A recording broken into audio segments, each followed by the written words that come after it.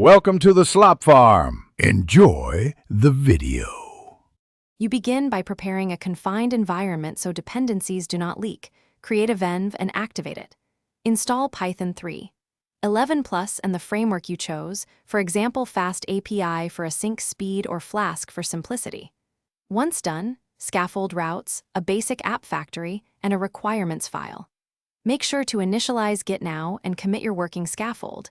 This saves time and gives you a rollback point. You will iterate from this reproducible baseline. You now implement the core.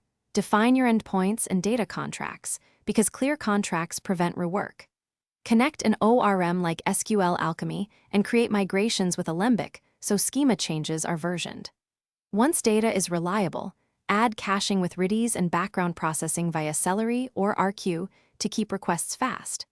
Make sure to add authentication using JWT or OAuth2 and centralize config. Then write tests that exercise main flows. You finalize by containerizing the app and wiring up continuous integration so builds are repeatable.